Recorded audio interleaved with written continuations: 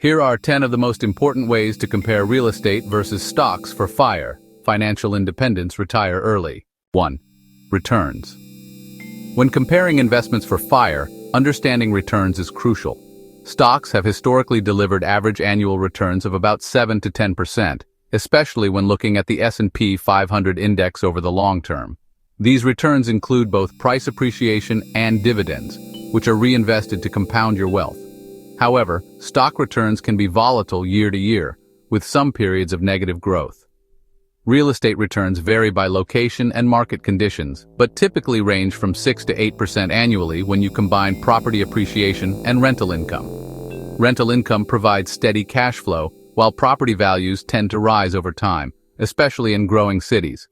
Real estate also allows for leverage, using a mortgage to amplify your returns, though this increases both potential gains and risks. In summary, stocks offer higher average returns with more volatility, while real estate provides steady income and the potential for leveraged growth.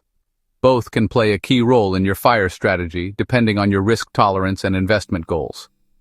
2. Cash flow stocks. Dividends are typically small, usually 1 to 4% yields. For example, $10,000 in dividend-paying stocks with a 3% yield might pay about $300 per year. These dividends can be reinvested to compound your returns. Not all stocks pay dividends. Many growth companies reinvest profits, so your cash flow from stocks can be limited unless you focus on dividend-paying investments.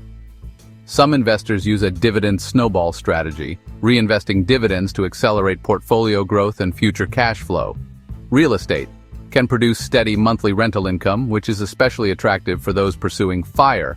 For instance, a rental property generating $1,200 in rent each month can provide reliable cash flow.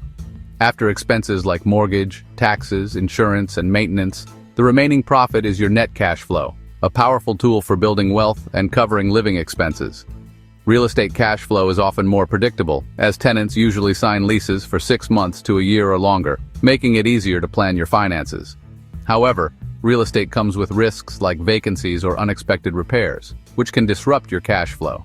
Some investors diversify by owning both dividend-paying stocks and rental properties, balancing the strengths and weaknesses of each. The best cash flow strategy depends on your goals, risk tolerance, and how involved you want to be in managing your investments. 3. Liquidity.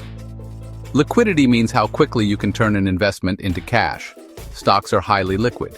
You can buy or sell shares almost instantly during trading hours, often with just a few clicks.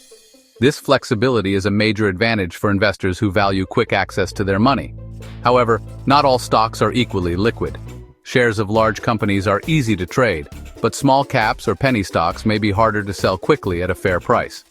Real estate, on the other hand, is considered illiquid.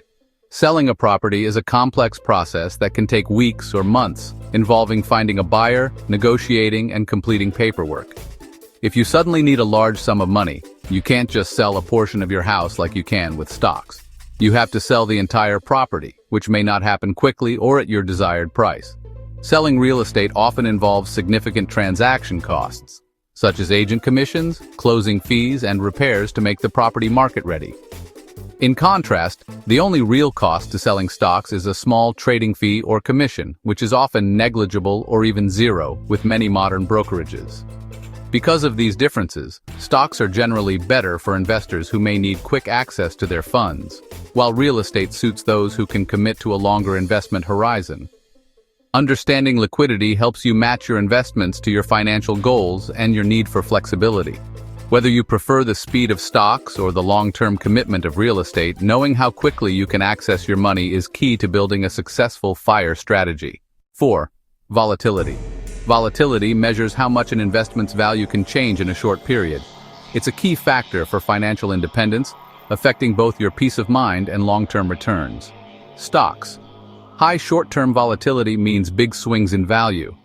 The market can rise or fall sharply in a single day, sometimes by several percentage points. Over the long run, stocks have historically recovered and delivered strong returns. Volatility is the price you pay for higher growth potential. Some investors use dollar-cost averaging to manage volatility, investing a fixed amount regularly regardless of market conditions. This helps smooth out market swings and reduces the risk of emotional decisions. Real estate, generally more stable, but local markets can crash. prices tend to move slowly and are less affected by daily news. However, real estate is not immune to risk. Local bubbles can burst, and economic downturns can impact values. Rental income from real estate can provide a buffer against price drops, as tenants continue to pay rent even if property values decline. This steady cash flow is one reason many investors favor real estate for financial independence. In summary, stocks offer higher potential returns, but come with more dramatic ups and downs. Real estate is usually steadier, but carries its own risks and is harder to sell quickly. Understanding your risk tolerance and goals is crucial when choosing between these two for your FIRE journey. 5. Time commitment. The time you invest in stocks or real estate can shape your entire FIRE journey. Stocks are praised for being passive. Once you've chosen your investments, especially index funds, there's little ongoing work. You can automate contributions and let your portfolio grow with minimal effort. Most investors only need to review their portfolio a few times a year. No tenants or late-night emergencies. Real estate is much more hands-on. You're responsible for finding tenants, collecting rent, and handling maintenance. Even with a property manager, you'll need to oversee their work and make key decisions. Ultimately, stocks offer a set-it-and-forget-it approach, while real estate can become a part-time job. 6. Leverage. In stocks, leverage is limited unless you use margin, borrowing money from your broker to buy more shares. This can amplify gains but also magnifies losses, making it risky for most investors. Most long-term investors avoid margin and prefer to invest only what they have, leaving leverage to experienced traders who understand the risks. Real estate is much easier to leverage. Most people use a mortgage to buy property, controlling a large asset with a small down payment, amplifying both returns and risks. For example, a 10% increase in a $300,000 property bought with a $60,000 down payment means a $30,000 gain, a 50% return on your investment. But if property values fall, your losses are magnified, and you could owe more than the property is worth. Leverage in real estate also amplifies your cash flow. Rental income can cover the mortgage and expenses, building equity over time. Remember, leverage is a double-edged sword. If you can't find tenants or if property values drop, you're still responsible for the mortgage payments. Used wisely, leverage can accelerate your path to financial independence.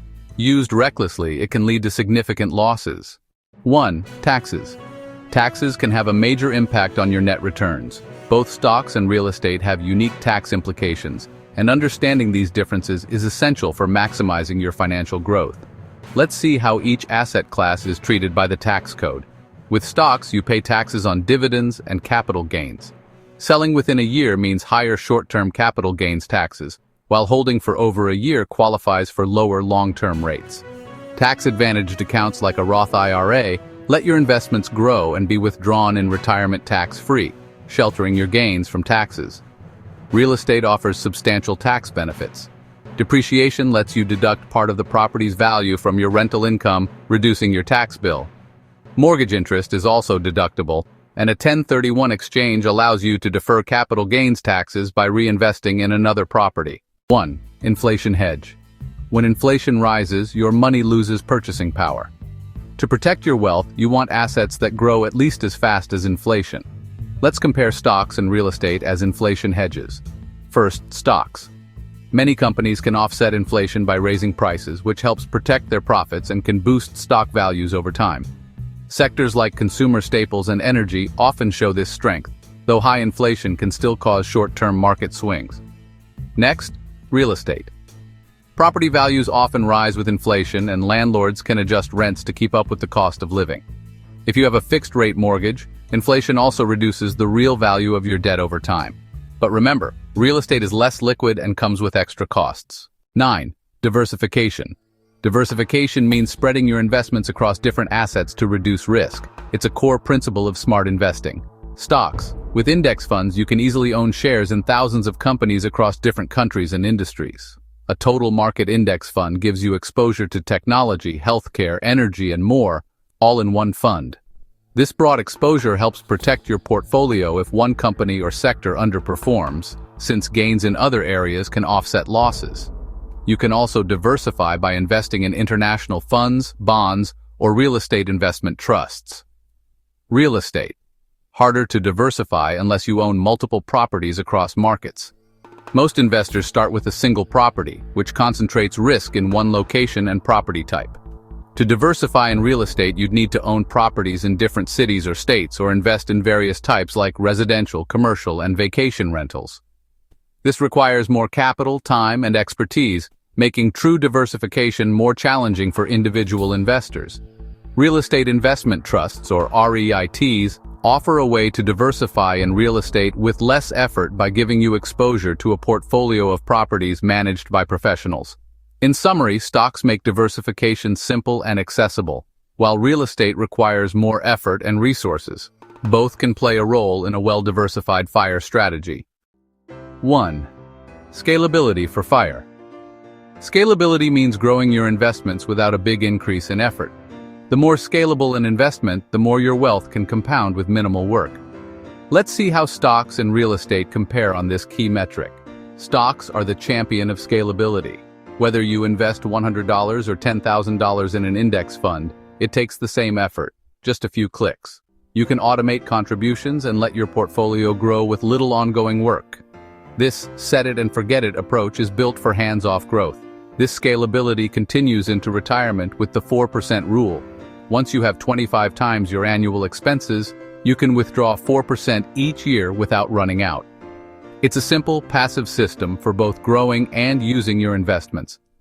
Real estate is different. You can't buy a small piece of a house. Each property requires a big down payment and lots of work to find, finance, and manage. Scaling from one rental to several means more tenants, more maintenance, and more complexity. But real estate offers leverage. With a mortgage, you control a large asset with a small down payment.